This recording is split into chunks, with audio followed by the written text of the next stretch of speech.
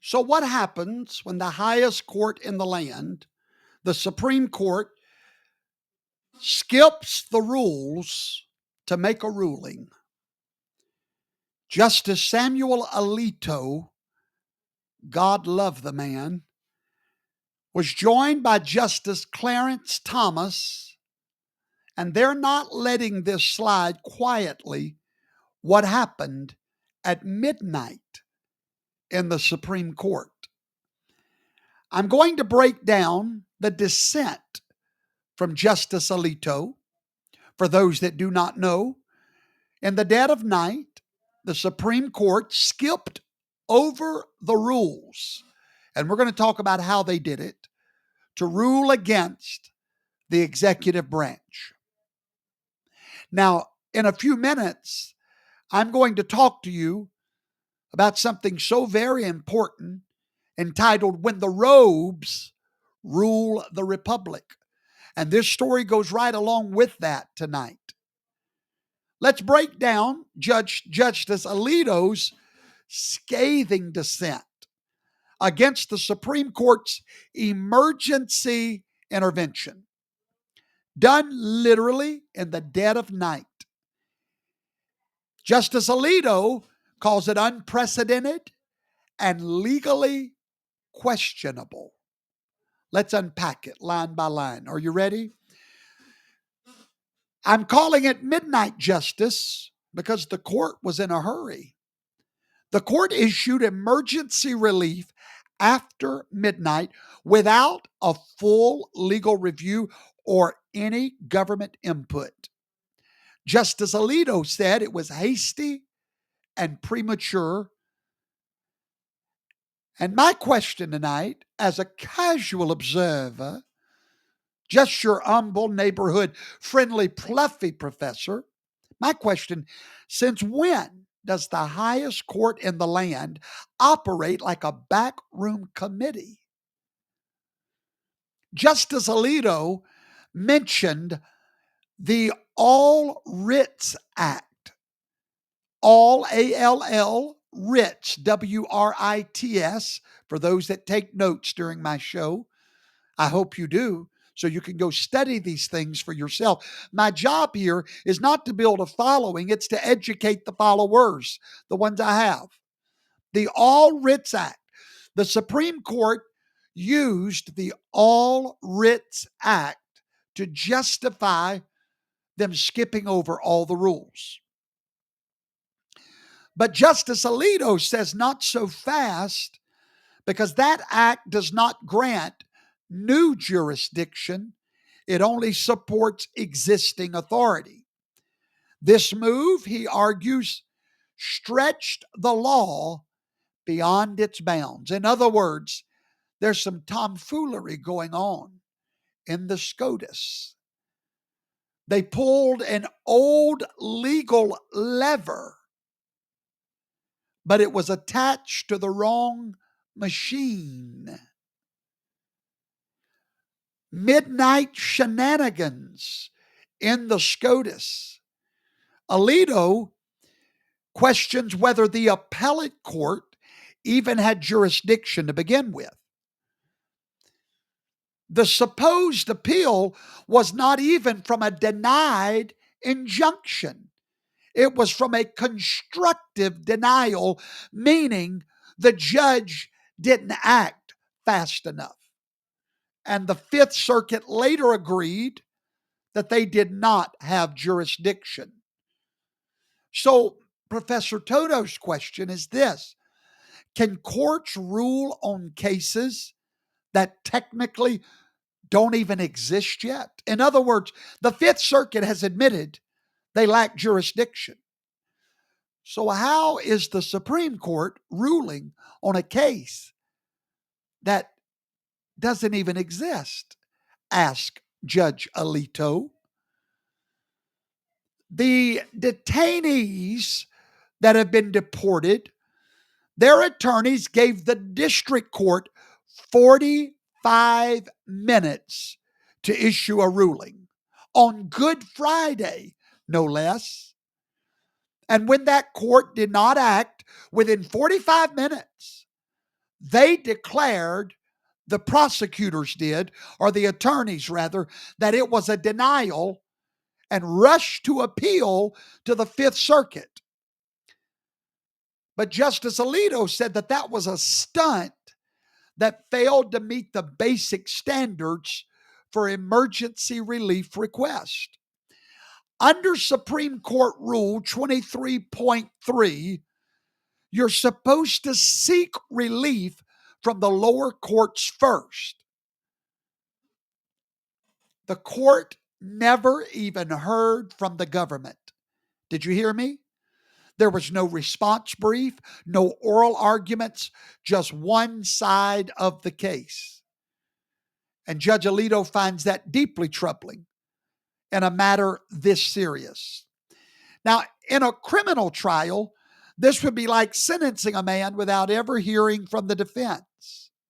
Now, I want to encourage you tonight. I believe that the Supreme Court will lift this hold because we always win in the end. I do believe that they did this just to buy some time, but I do not believe it is going to stand. The applicants claimed they were facing immediate deportation, but they had no proof of that. In fact, in a different case, a government lawyer said no deportations were scheduled for days. So was the Supreme Court played? Absolutely. The court granted relief to a whole class of people, but the district court never certified a class. Alito said habeas proceedings have never been used for class-wide relief. You see, ladies and gentlemen, you can't just hand out a blanket when nobody's asked for one the right way. Alito slams the court for acting without full jurisdiction, without lower court rulings, without a government response, questionable evidence, and without explanation. This is the judicial equivalent of ready, aim, fire. It's the same thing. Alito closed his dissent with a rebuke, not just to the government, but his fellow justices. He calls on the court to follow established procedures and to not make exceptions based on pressure or politics. Wow. When justices are sounding the alarm on their own court, maybe we should all listen. Midnight rulings with murky legal footing don't just hurt the integrity of the court, they undermine the very rule of law. Justice should never sneak through the back door. And when it does, Justice Alito is there to flip on the light. Have no fear. Now that brings me to something that I want to discuss tonight. And this is not my monologue, but it's very important. I want to talk to you about when the robes rule the republic. My fellow patriots, truth seekers, sons of liberty, what's happening in our courts is a warning. It's more than a warning. It's a blazing alarm from the very heart of our republic. Because what happened this weekend with the Supreme Court was not just a legal delay, it was a constitutional earthquake between the executive and the judicial branch. Let me say this plainly tonight. Judicial supremacy is a poison in this nation, and it's killing America's constitutional order. In the early hours of Saturday morning, while you were sleeping, the Supreme Court issued a quiet, one-page order that completely tied the hands of the agenda of the United States president to deport dangerous Venezuelan gang members under law. The law is called the Alien Enemies Act. Now, let's pause right there. We're not talking about criminals, ordinary criminals, run of the mill. No. Let me tell you what we're talking about. Gang members, Venezuelan nationals, known threats. And yet, the highest court in our land just told the President of the United States, hold it. You're not allowed to act.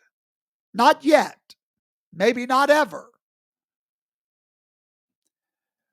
The Constitution, that dusty old document that they swore to uphold, clearly gives the president Article 2 power over immigration enforcement, clearly without any ambiguity whatsoever. It is the executive branch that enforces the law, not the judiciary. So why is a majority of Supreme Court justices acting like they are the final say in deportation orders?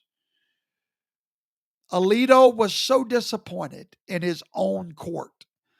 So I want to ask you tonight, fellow Americans, who is actually running this country? Is it the man elected by the people? Methinks not.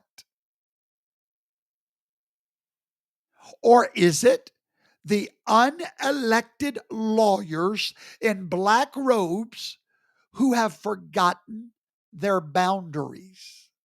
Because what we are seeing is not constitutional government, it is judicial supremacy. We are watching the robes rule the republic. John Daniel Davidson at the Federalist put it perfectly when he said, the founders never intended for the judiciary to be the sole arbiter of what is and isn't constitutional. Yes, the courts interpret the law, but that doesn't mean they are supreme over the executive or the legislature. Their duty was to judge. They render a judgment of whether something is constitutional or not. Then the other branch of government determines whether to accept that judgment or not.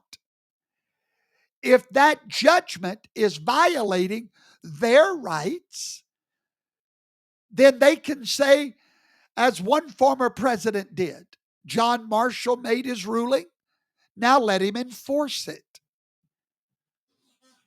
They were meant to be co-equal, not monarchs in robes. But today, the judiciary is not interpreting law, it's creating them.